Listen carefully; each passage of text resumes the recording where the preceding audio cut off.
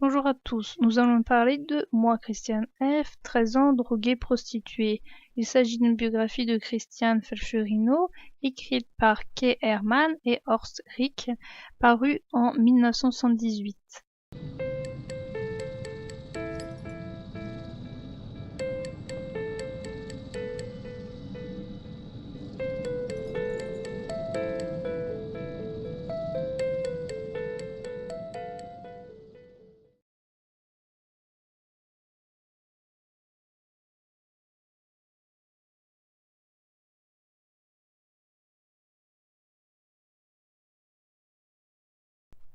Christiane habite à la campagne. À 6 ans, elle emménage avec sa mère, son père et sa sœur dans un immeuble à Berlin. Ça ne va pas bien à la cité et à l'école où les enfants sont brutaux. Son père devient lui aussi de plus en plus brutal avec Christiane, sa sœur et sa mère. Christiane apprend à se battre pour être respectée. Un jour, Christiane perd une de ses souris. Le père s'en rend compte et il bat Christiane et sa sœur. Pour la première fois, la mère s'interpose. Elle se fait quasiment noyer dans la baignoire. Elle entame les procédures d'un divorce. La mère rencontre Klaus avec qui elle entame une liaison. La famille déménage. La relation avec le père et ses deux filles s'améliore. La petite sœur retourne vivre chez son père. Christiane rentre au collège où elle rencontre Cassie. Toutes deux sèchent l'école et Cassie l'amène dans une première discothèque. Christiane commence à boire tandis que les autres fument du hashish. Christiane invite Cassie et deux autres garçons chez elle. Ils fument de la dope. Christiane est acceptée dans le groupe. Il y a un conflit entre Klaus et Christiane car il la force à se séparer de son chien. Christiane prend pour la première fois du LSD. La mère parle de son histoire. Elle raconte qu'elle a eu une enfance stricte. Elle a été obligée de tomber enceinte de son premier amoureux pour qu'elle puisse se marier et fuir sa famille. Une fois séparée de son mari, la mère travaille beaucoup pour offrir une vie décente à ses filles. Elle compense sa non-présence avec du matériel. La mère ne s'aperçoit pas ce qui arrive à Christiane. Christiane et Cassie sont au Sound, une nouvelle discothèque où il y a de la drogue. Un jour, après le Sound, la mère de Cassie voit sa fille allongée sur un banc du métro. Sa mère la gifle et repart avec sa fille. Christiane se fait une nouvelle bande d'amis au Sound, dont fait partie Atse et Detlev. Après un concert de David Bowie, des amis passent de l'héroïne à Christiane. Au Sound, Christiane rencontre deux amies de son âge, Babsi et Stella. Christiane a 14 ans, elle fait son premier shoot. Puisqu'elle n'a pas eu le courage de se piquer elle-même, elle demande à quelqu'un dans les toilettes de la piquer à sa place. Après des vacances chez la grand-mère, Christiane apprend que Detlev se prostitue à la station Zoo. À cet endroit, elle rencontre Axel et Bernd. Ces deux garçons habitent avec Detlev dans le même appartement. Christiane couche pour la première fois avec Detlev. Elle ressent pour la première fois une crise de manque. Un jour que Detlev et Christiane sont en manque, Christiane branle un type contre de l'argent. Christiane rencontre Babsi et Stella à la station Zoo. Elles font le baby taping. Un jour qu'elle est en train de s'injecter de l'héroïne dans la salle de bain, sa mère insiste pour entrer et elle devine que sa fille se drogue. Avec l'aide de sa mère, Christiane décide d'arrêter avec Detlev. Ils y arrivent, mais dès qu'ils sortent dehors, ils vont dans l'appartement d'Axel. Ils se shootent et ils retombent rapidement dans la dépendance. La mère de Christiane témoigne de son absence de clairvoyance. Elle veut donner à sa fille la liberté qu'elle n'a pas eue avec son père. La mère remarque qu'il est difficile de trouver un centre pour faire soigner sa fille. Christiane apprend par le journal qu'Atse s'est suicidée en s'injectant trop de drogue. Elle est prise par des policiers en civil. Elle est fichée comme toxico et sa mère qui vient la chercher lui interdit de revoir Detlev.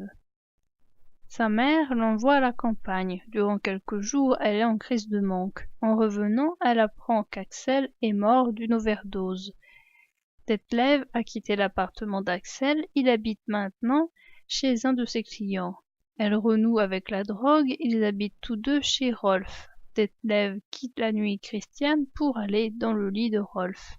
Christiane continue à se prostituer. Christiane va chez Narconon pour y suivre une thérapie, mais les séances ne lui apportent rien. Elle finit par se sauver.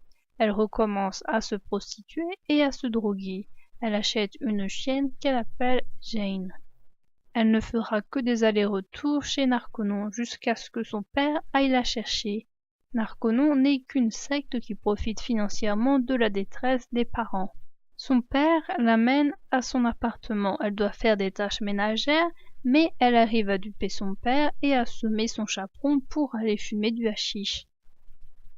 Elle recommence à se prostituer et à se redroguer. Detlev et Stella se font embarquer. Christiane apprend la mort de Babsi dans le journal, sûrement due à de la drogue impure. En prenant sur le fait Christiane en train d'acheter de la crème, son père l'enferme chez lui et lui enlève sa chienne. Elle fait appel à Henri, qui se fait arrêter peu de temps après. Christiane se rend d'elle-même en hôpital psychiatrique. Les médecins la traitent comme une timbrée et elle est plus en prison qu'en hôpital. Elle arrive tout de même à s'enfuir. Elle va alors voir sa mère et elle retourne dans un hôpital à cause de sa jaunisse. Après avoir encore rechuté une fois, Christiane décide de se suicider en s'injectant une dose trop forte dans les toilettes. Le lendemain, elle se réveille. Detlev s'est sauvé de sa thérapie et avec Christiane, ils revendent de la drogue. Les flics à qui on a signalé la disparition de Christiane la mettent en cellule. Sa mère vient la chercher, sa mère et Klaus l'envoient en avion à la campagne. Elle reprend un rythme de vie plus clean. Elle entre au collège, mais quelques semaines plus tard, on la renvoie car le directeur a eu son dossier. Elle suit des cours complémentaires. Elle n'a aucun espoir quant à son avenir. Elle fait partie d'une bande qui ne fait que boire et fumer du hashish. Ce livre traite principalement de deux choses, de la drogue et de la prostitution. Si Christiane ne se droguerait pas, elle ne se prostituerait pas. Ce n'est que l'un qui entraîne l'autre. Peu à peu, elle va dans la dépendance. Durant longtemps, elle ne se croyait pas dépendante, puis elle le devient. Christiane tente d'échapper à sa vie dans laquelle presque tout le monde est violent. La drogue est pour elle un moyen d'aller ailleurs. Aller ailleurs, chez elle, n'est pas possible, alors elle s'en va comme elle le peut. Christiane est toujours quelqu'un d'impressionné par les gens. Quand elle est jeune, elle est impressionnée par ceux qui fument le hashish. Quand elle se met à en fumer, elle est impressionnée par ceux qui prennent de l'héroïne. Une fois qu'elle en prend, elle est impressionnée par ceux qui sont encore plus dans l'extrême que elle.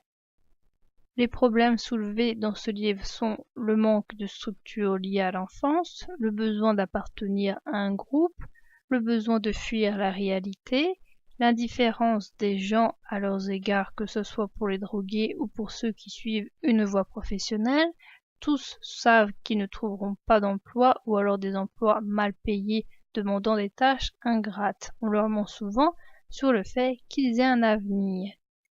Les autres problèmes sont l'ennui des enfants et des adolescents, la non-compatibilité entre les jeunes et les professeurs, les problèmes liés à la dépendance de la drogue, le manque tout court ou le manque d'efficacité de centres anti-drogue et des proches qui essaient d'aider leurs enfants ou au contraire les abandonnent.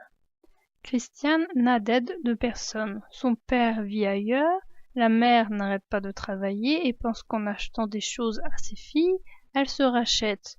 Il y a aussi le beau-père qui est une barrière entre la mère et les deux filles. Les problèmes sont le chômage, l'école, les relations familiales. Les gens que voit Christiane sont violents. Ils n'ont pas d'emploi, ils ne savent pas quoi faire de leur journée. Ils sont alcooliques pour la plupart, ce qui entraîne d'autres problèmes. Les enfants eux-mêmes voient qu'ils n'ont pas d'avenir. Christiane est jeune et pourtant elle a déjà perdu toutes ses illusions. La société de Christiane est bouchée. La société demande aux individus un certain standing à atteindre, mais on ne leur donne pas les moyens. Ils ont beaucoup d'interdictions, mais aucun droit. Du coup, ils sont frustrés car ils ont sous leurs yeux des gens qui ont réussi et on leur reproche le fait de ne pas réussir alors qu'ils ne sont pas à égalité avec les autres. Ils savent leur avenir bouché, ils n'ont aucune espérance.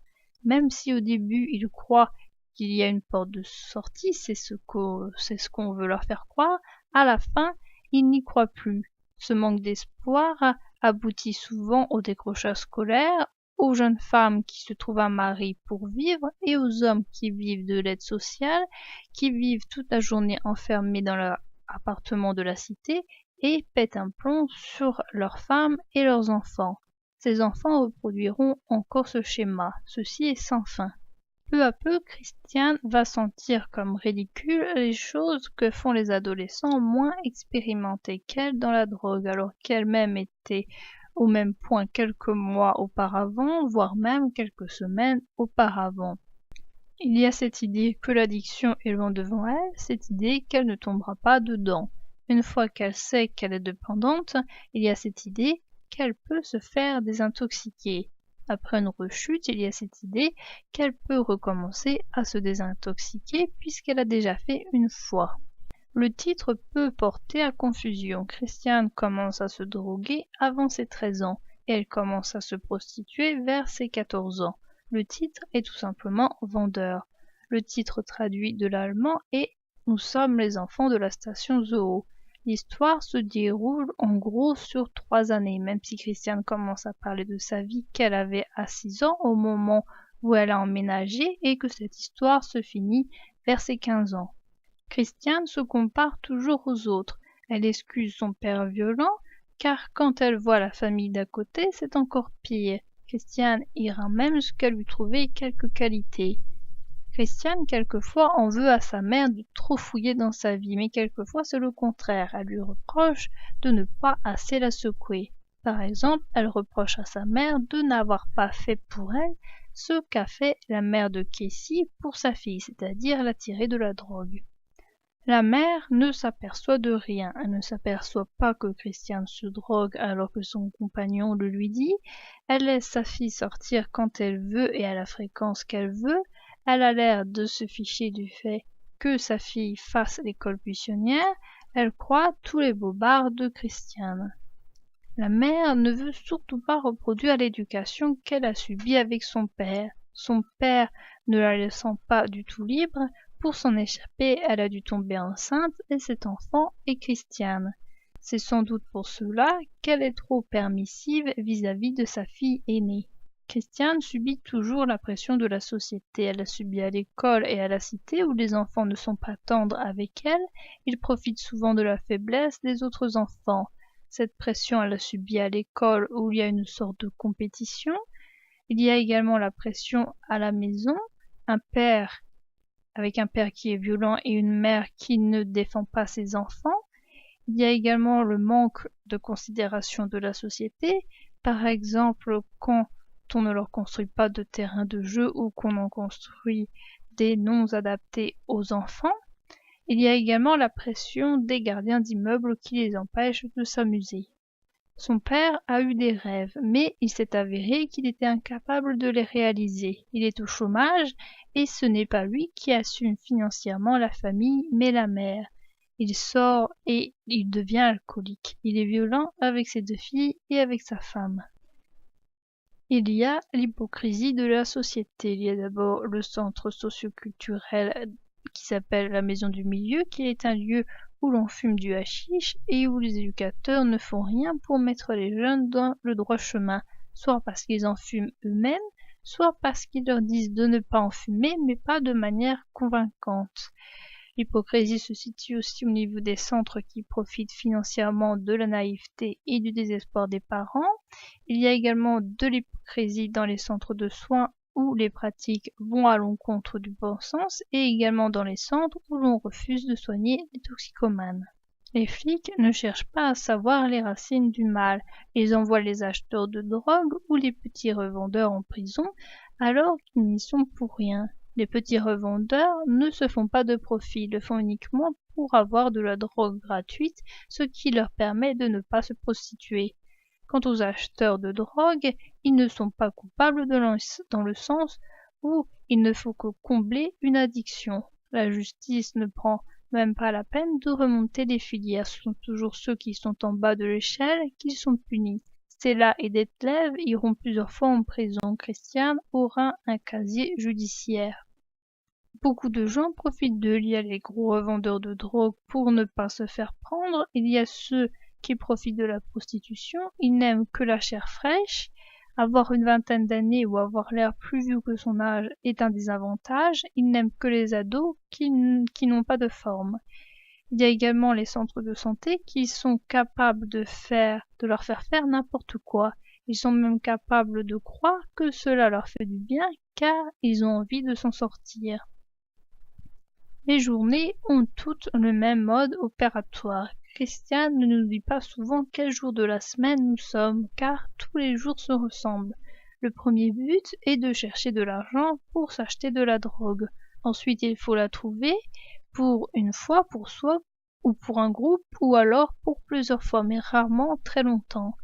Ensuite, c'est la consommation et on revient ensuite à la première étape, ce qui signifie que tout cela est infini. Le cercle peut durer longtemps. Les espaces entre les différentes étapes sont de plus en plus courts. Au début, Christian ne se drogue que le week-end, puis cela devient tous les jours, puis plusieurs fois par jour. Christian m'a l'air d'être une des seules à parfois penser aux autres. Par exemple, il y a la première fois qu'elle se prostitue. C'était pour elle et Detlev. Elle va même jusqu'à arranger un coup à deux autres filles car elles sont en manque, alors que autour d'elle, pratiquement tout le monde ne pense qu'à soi. Detlev aussi est comme ça avec elle. Il se prostitue parfois pour payer la cam de Christian. On se rend compte que tout le monde a des excuses, que la personne est comme elle est car elle n'a pas eu le choix. Sa famille et ou la pauvreté l'a faite comme ça. Au final, personne n'est coupable dans ce roman. Il n'y a que des personnes qui ont subi certaines choses qui les ont formés comme ils sont et qui s'y prennent mal avec les autres individus. Au bout d'un moment, les parents croient qu'il n'y a plus rien à faire pour elles, alors que Christian espère toujours se tirer de la drogue. Le pire, c'est que quelquefois Christian est vraiment toute seule à croire en elle-même. Bien des fois, des professionnels lui disent qu'elle est foutue. Sa mère lui répond sèchement au téléphone et semble ne plus lui accorder d'importance. Le pire, c'est quand elle demande de l'aide, mais que personne ne lui accorde, et aussi quand personne ne croit plus en elle. Finalement, le plus grand ennemi de Christian est elle-même. Il y a deux facettes en elle. Il y a celle qui veut s'en sortir et celle qui replonge. Celle qui replonge est toujours plus forte que celle qui veut s'en sortir. Quand Christian dit qu'elle veut s'en sortir, elle veut réellement s'en sortir, alors que sa mère croit qu'elle ment. Cependant, dès que l'autre partie revient en elle, tout est réduit à néant. Elle se sauve, se redrogue et se reprostitue. Il y a aussi cette admiration qu'elle a pour les drogués, qu'elle croit être des gens cool. Les parents essaient de l'enfermer, ne lui permettent pas le contact avec le dehors, car ils se doutent bien que c'est le dehors qui pousse Christian à se redroguer, dès qu'elle est en contact, en fait, avec quelqu'un de l'extérieur.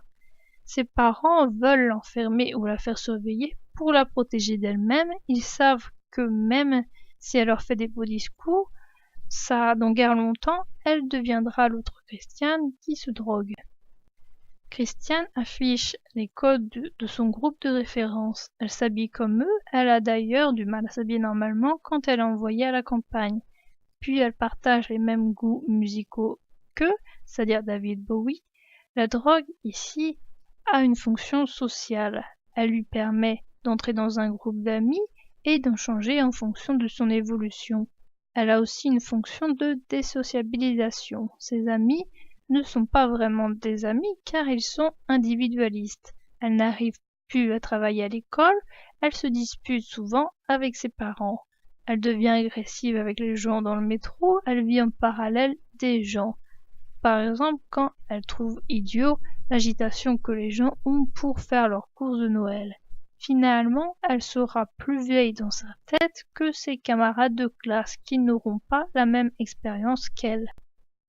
Il y a une différence entre les passages racontés par Christiane et ceux racontés par la mère. Quand Christiane parle, on la croit presque une adulte. Elle semble sûre d'elle et elle semble ne jamais avoir peur. Avec le récit de la mère, on voit plutôt que Christiane est une fille fragile qui s'effondre facilement et qui tombe souvent en larmes.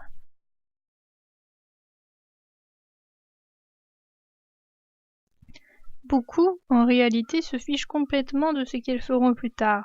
Leur raisonnement est celui-ci. De toute façon, personne ne meurt de faim dans ce pays.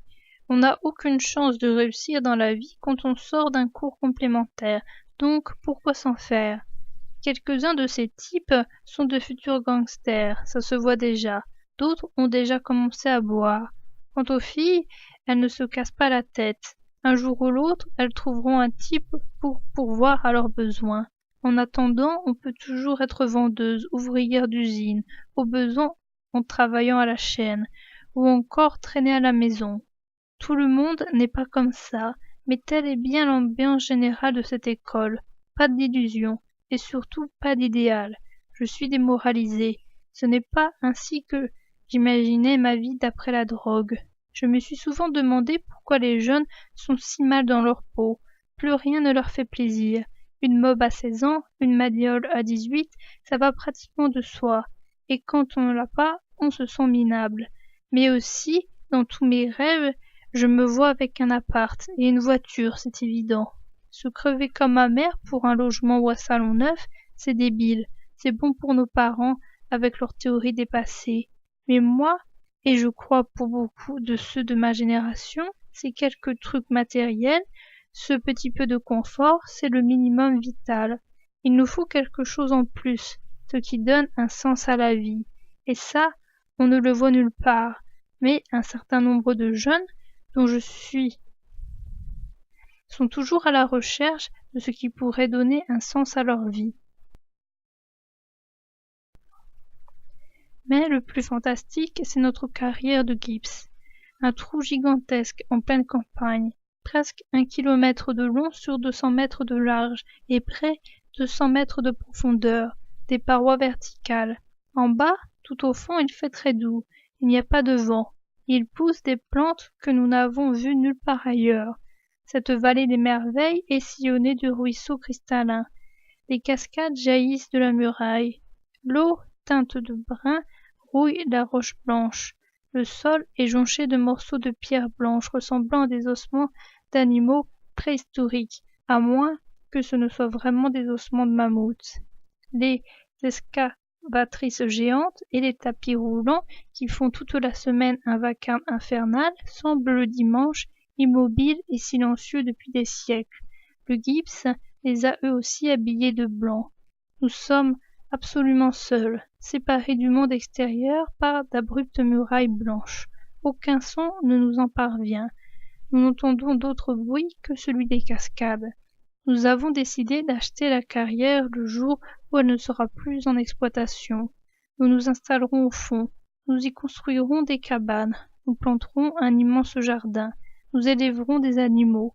Et nous dynamiterons l'unique chemin menant à la surface. De toute façon, nous n'avons aucune envie de retourner là-haut. Le pire, c'est que je ne sais même plus moi-même quel est mon degré de dinguerie. Je suis névrosée, ça c'est certain. Les entretiens avec les conseillers du centre antidrogue m'ont au moins appris ça. La toxicomanie, c'est une névrose, une impulsion obsessionnelle, ce que j'ai pu débloquer quand j'y pense. Avoir fait tant de sevrage pour recommencer aussitôt en sachant parfaitement que ça finira par me tuer. Tout ce que j'ai fait endurer à ma mère, la manière dont je me comporte avec les autres. Ça n'est pas normal de toute évidence, je dois être drôlement ravagée.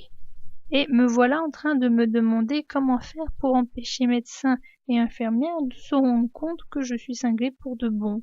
Les infirmières me traitent comme une idiote, enfin, comme les autres timbrés. Je me contrains à ne jamais me montrer agressive à leur égard. Quand les médecins me posent des questions, je leur donne des réponses toutes différentes de celles qui me viennent spontanément. J'essaie, de toutes mes forces, de ne pas être moi-même, mais quelqu'un d'autre, une personne tout à fait normale. Et dès qu'ils ont tourné le dos, je me reproche de n'avoir dit que des sottises. Cette fois, pour sûr, ils doivent penser que je suis complètement dingue.